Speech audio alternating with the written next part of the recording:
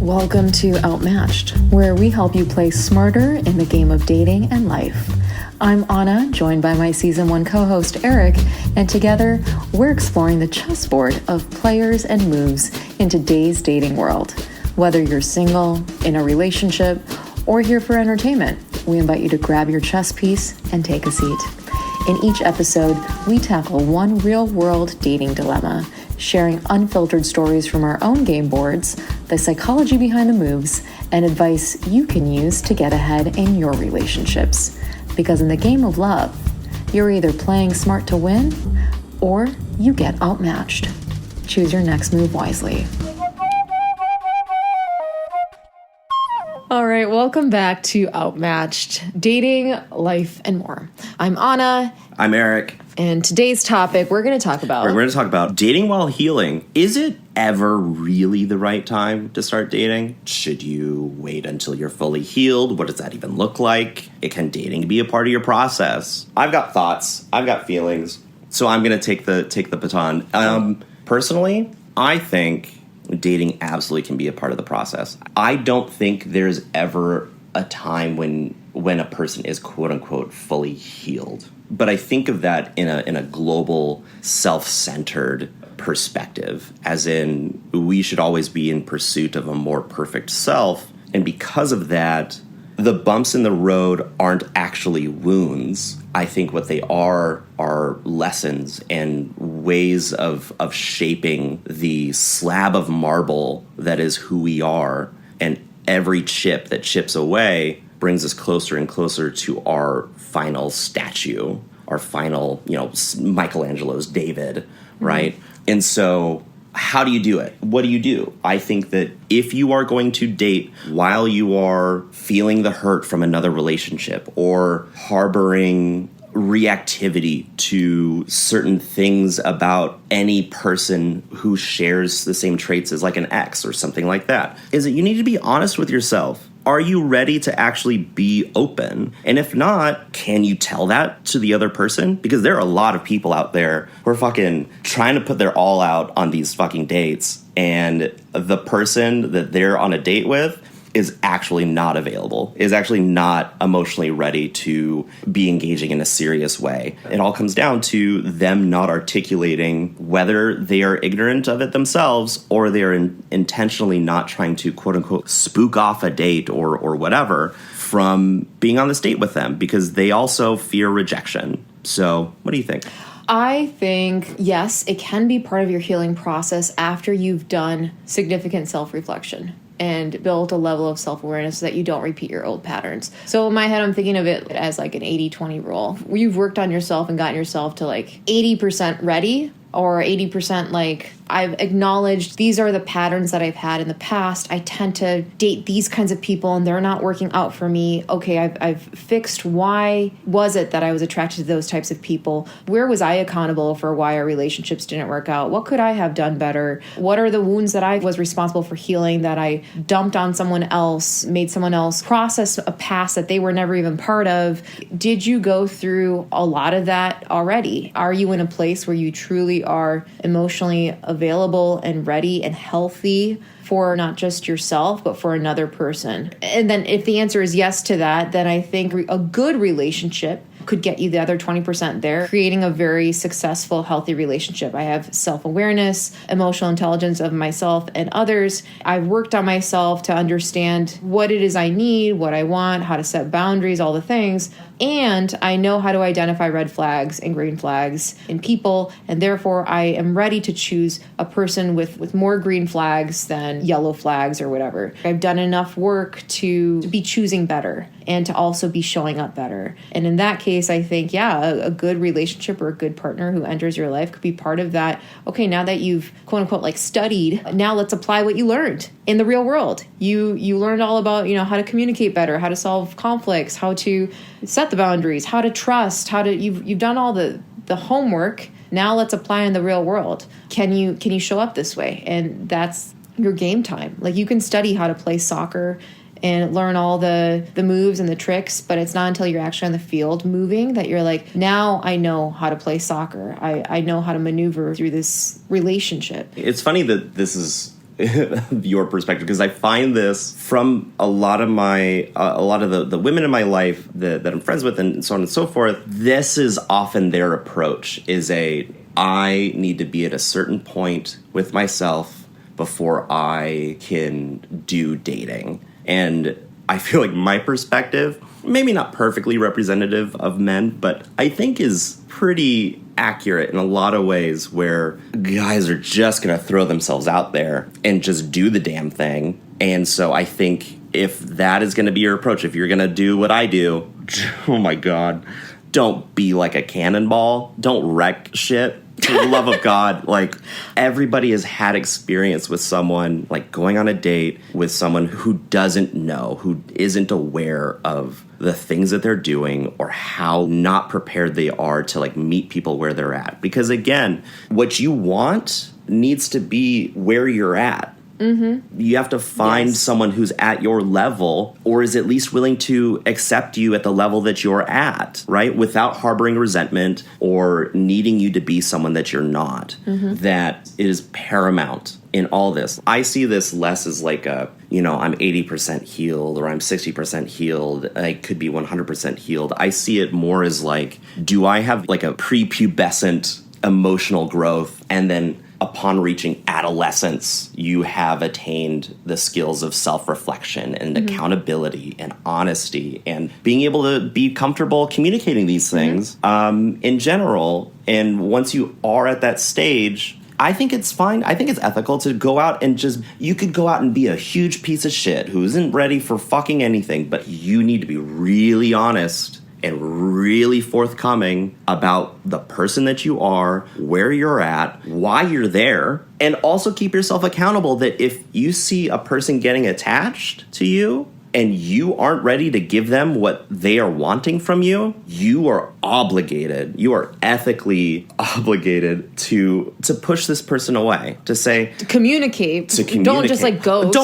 Don't ghost. But, like, to be like, hey, I'm sensing that I can't give you what you need, let alone what you want. Or we're looking for different things. And we're looking for different things. So it can never be what you want it to be. What I want it to be is literally nothing. Like, whatever, blah, blah, blah. It's never just nothing. But, if you have a mismatch, you have to communicate it. You have to talk about it and accept whether or not that difference is acceptable, because there are needs not being met. Yeah. And I think people who they date, and even if they're, again, not healed, I think the challenge comes up when they're expecting certain things of their partners that they themselves are not equipped to give. I've met men, for example, who say, I want a partner who's very empathetic, but then they act very unempathetic and uncompassionate toward women, toward the people that they meet, how they describe their coworkers and others. They just don't show up with empathy, but yet they desperately crave someone to be all understanding and accepting of them and how they are and their faults. But they are very critical or judgmental or unempathetic towards others. That's an example of, like, you have not done enough work on yourself to realize that you are the reason why you're not getting these empathetic relationships. Or someone who is obsessed with loyalty. I was listening to another podcast recently where this woman has never cheated on anyone, and yet she's dating a man who is married, and he is obsessed with her potential to be promiscuous and date other men. He's very obsessed with the possibility of her not being loyal because he is not loyal. Like, that's an example where you have your own things that you've not figured out, and you're expecting unrealistic things. You're not bringing to the table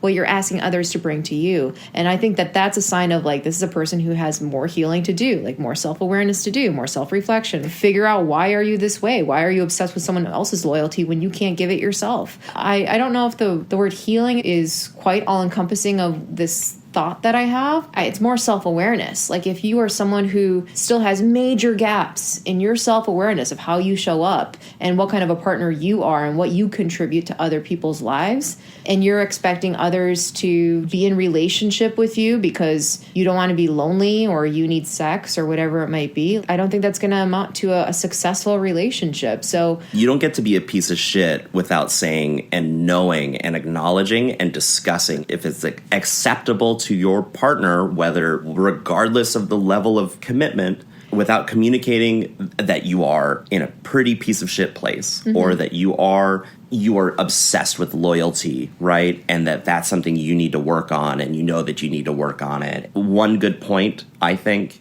is that if you do have the self-awareness to be able to know that you aren't able to perform in a certain way. So again, going back to the loyalty thing, say, if you know this about yourself, you should also be able to say what you're doing to work on it, what you're doing to actually improve it. Because you do have an obligation when you are dating to not only disclose who and what you are, to disclose the things that you want, and to be responsible for pursuing the things that you want. You gotta work on yourself. You gotta be there. That is a huge thing that I look for, is someone that has a self-improvement mindset. I mean, no, like you said earlier, no one is fully healed. You're not going to be 100% ready because you've 100% healed all your whatever in the past from every single relationship that's ever left a footprint in your past.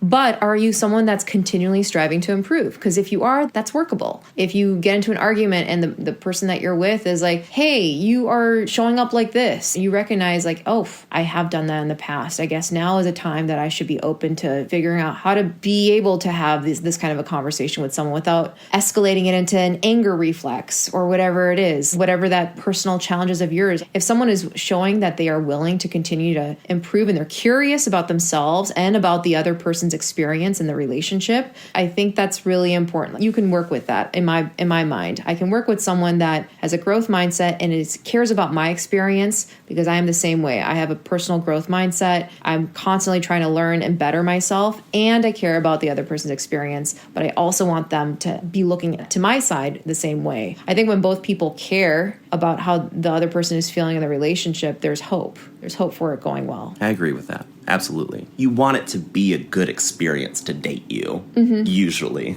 Yeah. Well, unless you're a narcissist. A narcissist. Then you don't really care. Yeah. You don't give a shit. I do think that there are some people who are irresponsible who know that they are not ready to date. They've just come off of a massive breakup. They know that they are not emotionally available, but yet they put it out there to people. Oh, yeah, I'm just going with the flow, just going to see. And you know that the other person is looking for a committed, open partner. She wants to settle down. She's looking for the real deal. And you're just out here trying to get the best of everything. No, you don't want to go through the hard work of fixing your heartbreak or whatever just happened in your life, but you don't want to be lonely. And you think, as long as I get another person to distract myself with, I will get over that last person. That is how you give mixed signals to someone else, and how you confuse another partner who's like, wait, I thought you wanted a relationship, but you're just using me to rebound off your last. I feel confused. You were saying something, but you're acting in another way. Now you're pulling back. I was starting to emotionally invest. I trusted when you said that you wanted a relationship. And this is how relationships become complicated, is when people are still processing major things in their life that impede them from having healthy relationships with new people, but yet they also don't want to be alone. There's that loneliness epidemic that we've heard of. We are wired for human connection. So it's natural that when we are without a partner, we want someone by our side. We want to wake up next to someone. We want to share experiences in life with someone. We want to go through life with someone that we enjoy. But sometimes you're not ready for that. You are not ready to show up as that person for someone else. How do you, when you're out there dating, how do you suss out whether someone is aware of things that they're working on or lack thereof? Data points, just be observant. Like, this is why I believe in a slow burn and getting to know someone. There are some men out there that I've met that want that instant chemistry when they first start dating someone. And if they don't feel that, or if they don't receive a lot of physical touch or whatever from that individual, they're like, oh, she's not for me. And I've had that happen to me a few times where I was taking my time getting to know someone over a date or 2 dates or whatever. I just wanted to collect more data points. Who is this person in front of me? I'm not going to be like big into physical touch and things like that in the early stages, because I'm just exploring, who is this stranger? I've met this stranger. Let's see them in different contexts, in how they communicate over text, how they communicate over phone, whatever it is. When different things come up, when they are stuck in traffic, are they cool, calm, and collected, or do they have road rage? When something doesn't go right at work, do they blow blow up at people? How do they speak of people? How do they speak of their family? All this stuff. These are important data points. Unless there are major red flags at the beginning, like first date, you feel unsafe. For me, to get to know if someone is truly ready and healthy to be in a relationship with, I need multiple data points across time. For me, chemistry builds alongside compatibility. As I get to know who they are, what their interests are, what their values and goals are, and if and whether they align with me, then I'm like, okay, this is someone that I feel safe continuing to invest my time in. But me personally, it's hard to tell if someone is ready for a relationship or fully healed off of 1 or 2 dates, unless there are, again, major red flags that say to the contrary, like this person will not stop talking about their ex on every date, or they will not stop talking about their mother. I feel like I've already met their mother because they will not stop talking about their mother wounds. That truly is someone that I've met. I never even met his mom, but I know so much about his mom on the 2 dates that we went on. It's like clearly this person has some issues that are going to be recurring issues for us unless he solves them. And later on, this person proved to be someone that was not ready for a relationship. And sometimes they hide things. Like sometimes you don't know until multiple dates in, oh, this person hid that they were divorced and they had a very complicated breakup that they are still processing and not over, or there's this additional baggage in their life or whatever, major things that they don't come to the table with from date one to be like, let me open my baggage of issues on this table, this dinner table here, so that we can go through it. Like, you don't know these things sometimes. So for me, it takes time to get to know someone, and some men don't want to give you that time because they're like, oh, I just didn't feel that physical connection. Those are kind of transactional men sometimes, where it's like they just want sex right away, or they just want the physicality right away without actually being prepared for the emotional connection. Or even articulating them taking a risk and articulating exactly what they want. Which is, most can't. Would love to fuck at the end of this date because, and I don't really want to commit to anything or whatever. It is so incredible to be out on dates and having to field all of this data. Like, and this is the reason why I personally am a huge believer in first dates are interviews as to whether or not we're going to have a second round interview. And you need to go through the fucking screener. You don't necessarily have to have it be the exact same questions every time or whatever, but like you came up with a really good point, which is listen to how this person talks about the other people in their life or that have been in their life. A huge red flag that I think a lot of us will pay attention to is if you talk disparagingly about all your exes, that is a big problem that you have some shit to work on and you have no idea. Yes. It's not your exes, it's you usually. It's you. It's please. If you are someone who says so many of my exes were crazy or my last ex was crazy, in my mind, I'm like, oh, this person's the red flag. Yes. And especially when they talk about their exes and all the ways that how they were victimized by their exes, but you don't hear any accountability for where were you in that story? What were you doing? What were you saying? Oh, she threw a candle at you? But why? What did you say to prompt her to do that? These are the details that they leave out. They're pieces of accountability, but they are quick to frame a story preemptively so that you know, gosh, they are so normal, but they've just been the victims of such bad, crazy exes. For the record, if you are going to throw a candle at your partner or someone that you're seeing or anyone, really, 1, don't.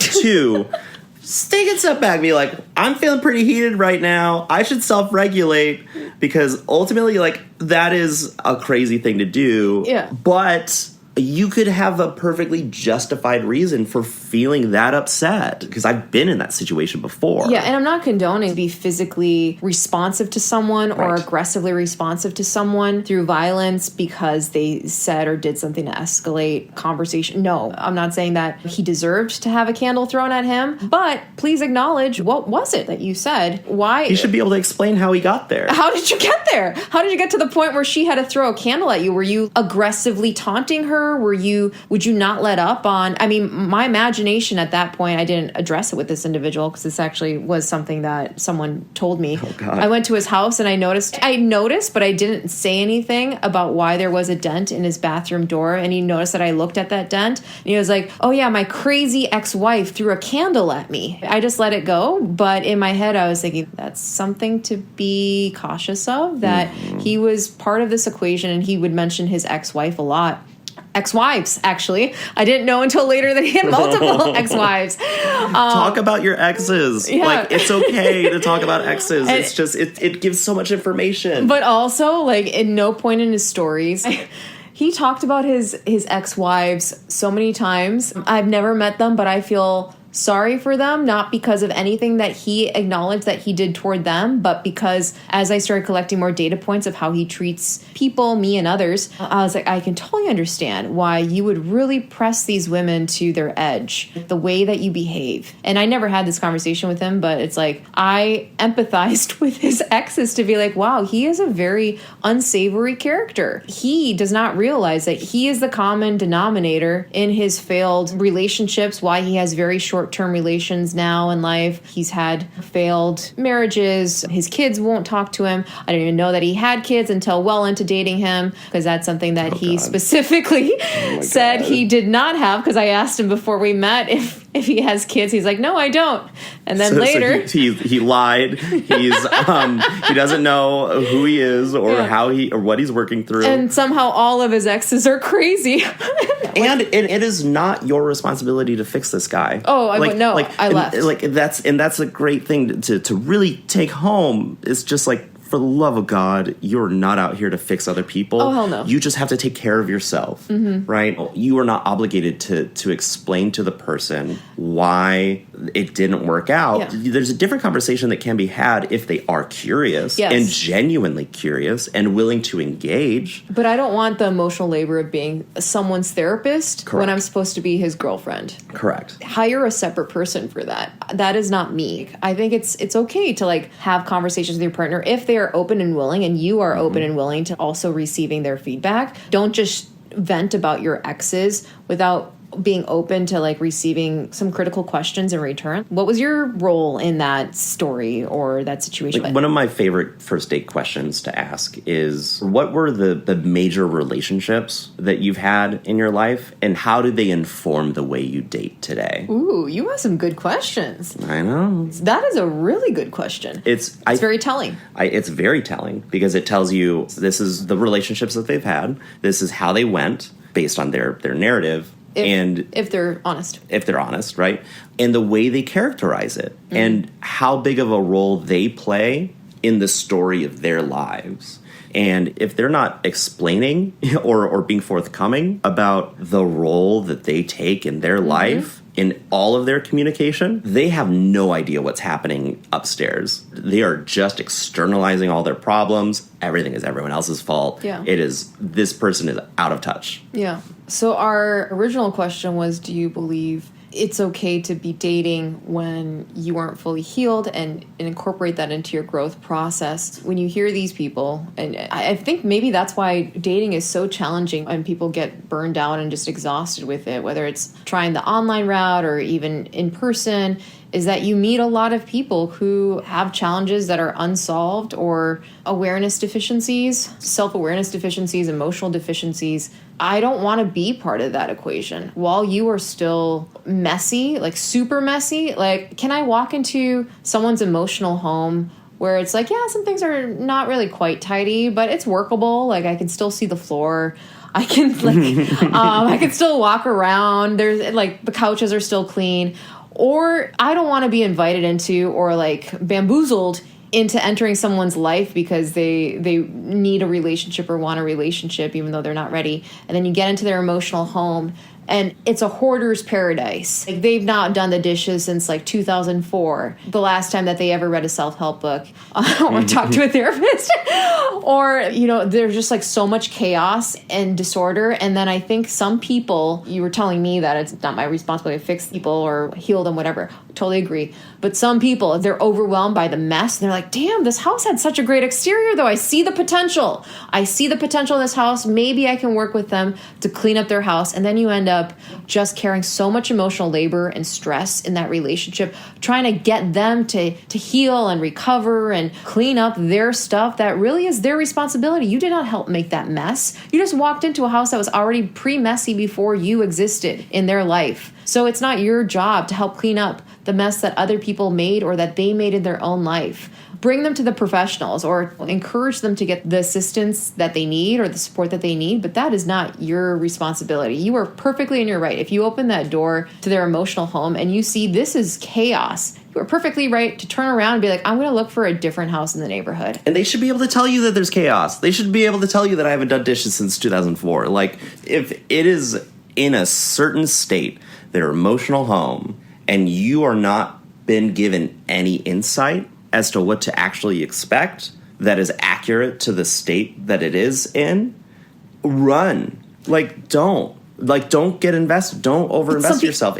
You could maybe give them suggestions. Here's a cleaning service. Here's some methods that you can do to address that. True. But also, don't give advice to people who don't want advice, who don't want to be taking advice. It doesn't work. Therapy doesn't work if you go and you don't know what you're working on or you don't have anything to bring to the table. But also, some people can't have that conversation to be like, this is my mess. Just want to let you know in advance before I open the door. It's going to be messy in there. Some people don't even have that awareness. They're like, you call this messy? This is just how I live every day. It's been this way for so many years of my life that I had no idea that this is considered messy because I've not seen other people's emotional homes to realize other people have taken better care of themselves internally or worked really hard to keep a clean house. To clean what once was a messy house, they worked really hard to clean it up. They do not want to bring someone else who's a super messy person into their emotional home because it's going to cause chaos for them. Also, again, some people are just not aware that they are living in chaos. They're living at this emotional, messy home, for lack of a better visual. And you're walking into that, just be mindful that there will be people in the dating market that you meet that are really not ready to date and they don't even know it. And it's your responsibility to protect yourself, know what you will and will not settle for, know your deal breakers, and really hang on to those tightly and be like, I know that there are going to be people who are going to try to persuade me that shouldn't be a deal breaker, that shouldn't be a standard. It should be okay that the dishes are really messy, that there are broken plates on the floor. That's fine. You'll find that in all the houses on this neighborhood. Don't let them persuade you to diminish your standards, your preferences, because they cannot meet you where you desire to be. Ask questions. On the first date, ask questions. It should be the priority or the goal of a first date is to suss out whether or not you want to see this person again, not to have fun. Fun is secondary. You can get there, you can have fun as you're doing it, but you do have to screen these people. Otherwise, you're wasting your time when there are other people that you could be dating that are more compatible, that are more your speed, that want what you want, that whatever. And another point, too, you made this really good point, which is this person's normal might be your abnormal. So you really got to ask questions and pay attention to the way that they're answering those questions, the way they are describing the state of what they're used to or what have you. And so you do just got to ask questions. And it doesn't need to be fun. It kind of drives me crazy when first dates, the expectation that it's supposed to be engaging or interesting or whatever. And it's like, yo, I'm figuring out if I want to let you into my house at all. Literally and figuratively. If we have fun, great. But I'm just learning if I can trust being with you in public still, let alone in private. And I have met people, though, this is kind of a red flag for me, people who are averse to answering questions on a first date. Some of them say, is this turning into an interview? Are you interviewing me? In the back of my head, just like you kind of acknowledge, what's wrong with asking questions on dates about a person? Aside from the superficial questions, there are some people who are very comfortable just keeping things superficial. What do you do for work? How long have you lived here? What are your hobbies? What kind of food do you like? Those very basic questions, but they're very uncomfortable asking more penetrating questions or a question like, how would your ex describe you? They are uncomfortable with those deeper questions. And that's a red flag because that makes me realize this is someone who might not care to explore themselves or have other people see them and their past or their present or their whatever their expectations are. They feel uncomfortable being seen is what that tells me. And they are faulting me for being curious when they are a complete stranger to me. Unless you know the person through work context or whatever, but it's very normal if you don't know the person, if you met them through a dating app or you met them at a random coffee shop, wherever in public, it's extremely normal to be curious and be asking someone about their relationship experiences, relationship perspectives, whatever it is. And if they try to downplay it and make it seem like you're at fault for turning it into an interview, that's a red flag. That's Be data. cautious. That's data. It's just if they don't want to answer questions, they don't want to connect with you. Yeah. That's just bar none. Okay, so what would you like to remind yourself to continue doing in the future when you're dating, as you're thinking about, do I need to be dating someone who's fully healed, or can I be part of this person's growth process? What are some things that you're going to keep in mind? I'm going to say, if you don't know, don't go. So if you don't know about yourself, if you don't know about the other person, don't go on the fucking date. If you don't know what you're bringing to the table, the state that you're in, don't. Save everyone time. Figure yourself out. Figure out what you want. Figure out how you want to show up and what you need. Then you can go, right? And also know what you want to know about the other person. Be curious and know of some of these things ahead of time. When you are kind of having the back and forth, right? It's okay to take time to connect a little bit over app or texting or whatever first before you meet up. So if you don't know, don't go. I love that. You have a way with words sometimes. Like sometimes, like Eric, like this is why I love going to Eric. Boom, that one line. There you go. I'm like, oh, God, gotta write that one down. That's a goodie. For me, it's just continue to be a data scientist and be curious is what I mean. Be a data gatherer on dates. If someone faults you for being curious, then that is a problem. That is a problem to realize like this person doesn't want me to continue exploring or seeing who they are. I can't build a relationship with someone who's closed off. They might not be emotionally available. Lean into people who are going to give you the runway to be curious about them, to get to know them, and people who put up that guard of, I don't want you to see me any deeper than these surface level conversations. Well, that's where my data collection has to stop then. What is it that you want? You just want the physical aspect of a connection? Okay, well, I'm looking for an actual relationship or connection. So that's the data that I needed, was that we are looking for different things. You are not allowing me to get to know you. So it ends there.